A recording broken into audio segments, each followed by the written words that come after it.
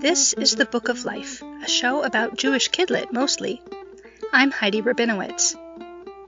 Welcome to our special series, Books in the Time of Coronavirus. We'll hear from authors who had to cancel their spring 2020 promotional events due to the COVID-19 pandemic. In this final entry in the series, we hear from Amy Grossblatt-Pessa, author of Parenting on a Prayer, Ancient Jewish Secrets for Raising Modern Children. Next time, we will return to our regularly scheduled programming with longer, in-depth interviews about Jewish kidlit. Listen to the dedication at the end of today's episode for a greeting from our next guest, Gail Carson-Levine. I also want to let you know about my article in the March and April issue of the Horn Book magazine, co-written with past Book of Life guest Sadaf Siddiqui. Sadaf appeared on the podcast in August 2019 to talk about Muslim kidlit, and our interview was the inspiration for this new article called We Need Diverse Jewish and Muslim Books. Find out more at bookoflifepodcast.com.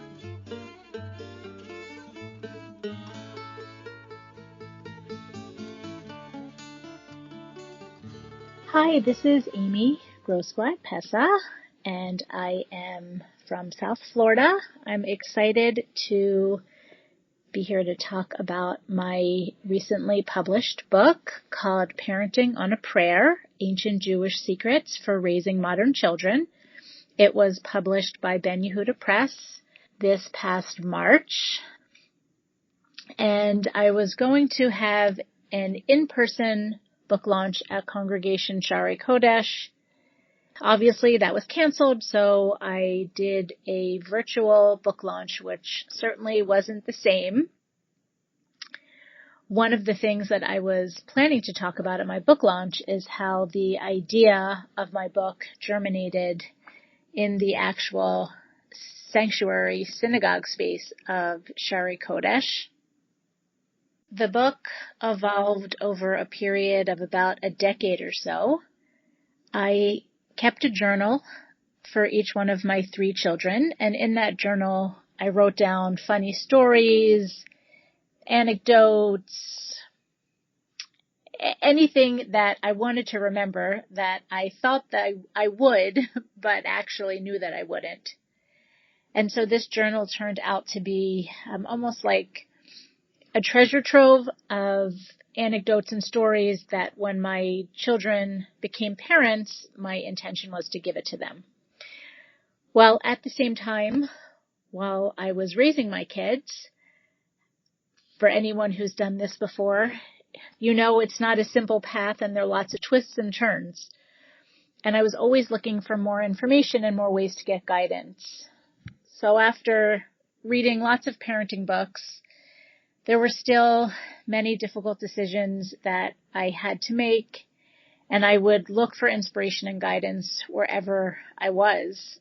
Well, one Saturday morning, I happened to be in services, and my children were actually in babysitting for that morning, so I had more than 3 minutes to myself. And as I sat and did some praying, I noticed the words in the prayer book started jumping out to me, almost whispering words of parenting advice. And they were things like the Shema prayer, listen, oh, okay, I need to be a better listener. And the word v'ahavta, and you shall love. So how was I loving my children, and in what ways, and how did I teach my children to love themselves? And over the course of about 10 years, I scoured the prayer book and I mixed the prayers with the stories I had written in the journals for my children. It became somewhat of a parenting map or a guide. Now, I don't profess to be an expert, and I don't profess that there's just one way to parent a child. Anyone who's a parent of multiple children, even in the same family, knows that each kid is different. And so through my book, what I do is I select 18 prayers and I associate a value that I believe is important in raising children. Some of those values include love, the importance of our words, blessings, family, learning, God, the big picture, empowerment, and confidence. Each one of these 18 chapters talks about a value that I found embedded in the Jewish prayer book.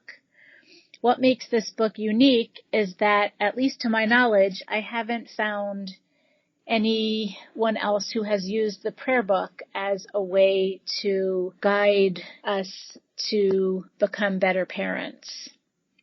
But what also came out of this book is the prayer book and these stories and the tapestry that is created by the interweaving of these two. The self-reflective piece, how we are as parents and how are we as people. Because I believe that it's less important what we say as parents as opposed to what we do. Our kids see everything.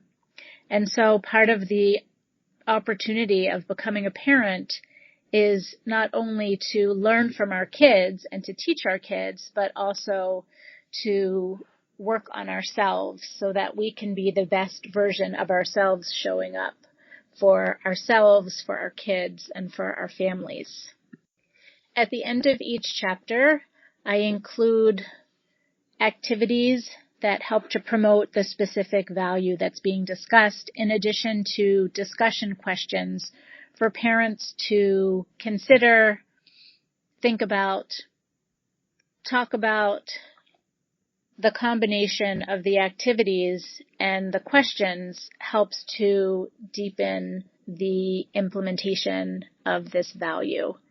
And one thing that I would like to stress is it's really about finding the parenting path that works for you. I discuss a lot in the book about listening to your own intuition and listening to your own inner GPS, your inner great parenting system. Of course, it's helpful to get input from other people, from other resources, from other books, but ultimately it is each one of us who knows what is best for us. I like to think of my book hopefully as a key or a guide map that will ultimately empower each individual parent to take the knowledge that is within our Jewish tradition and weave it together with their own inner knowing. If you're interested in learning more about my book, you can visit my website, www.parentingonaprayer.com. My book is available through independent bookstores, which I am happy to support. You can check out indiebound.org or bookshop.org, and it is also available on the larger sites such as Barnes & Noble and Amazon. In addition, it is an ebook, so if you prefer to read digitally, you are able to do that as well. In thinking about ways to perform Tikkun Olam, one of my favorite pastimes is to plant trees. Right now, we are in the middle of this pandemic, and part of the disease really affects the lungs and the breathing of each individual who is stricken with this horrible virus. When I think of the lungs in the body, they remind me so much of the trees which serve as the lungs for our planet. And so as a way to connect to those who are suffering, I would encourage all of us to plant more trees. These trees, I hope, not only will serve as a connection to those who are suffering from this disease, but also as a way to support the greening of our planet. Climate change is happening. Oftentimes people use the term climate crisis. And one of the ways that I believe we can help to stem all of these carbon emissions is through the planting of millions and millions and millions of trees. So wherever you are in whatever part of the country, in whatever part of the world, I would invite you to join me as we plant trees to help the lungs of our planet.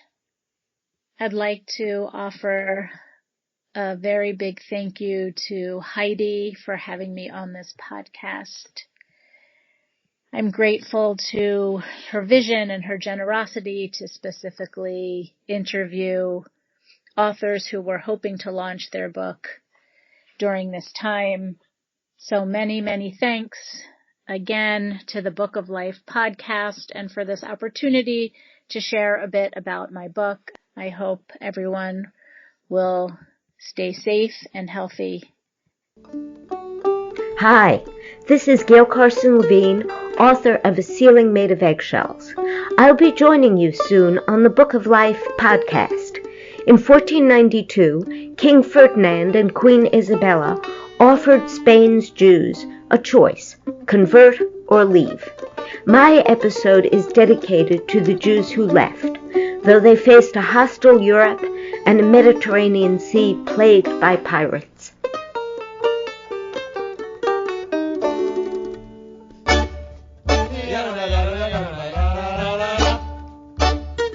Don't be a stranger. Say hi to Heidi at 561-206-2473 or bookoflifepodcast@gmail.com. Check out our Book of Life podcast Facebook page or our Facebook discussion group, Jewish Kidlit Mavens. We are occasionally on Twitter too, at Book of Life Pod.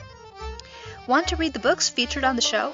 Buy them through bookshop.org/shop/bookoflife to support the podcast and independent bookstores at the same time. You can also help us out by becoming a monthly supporter through Patreon or making a one-time donation to our home library, the Feldman Children's Library at Congregation B'nai Israel of Boca Raton, Florida. You'll find links for all of that and more at bookoflifepodcast.com. Our background music is provided by the Freelach Makers Klezmer String Band. Thanks for listening and happy reading.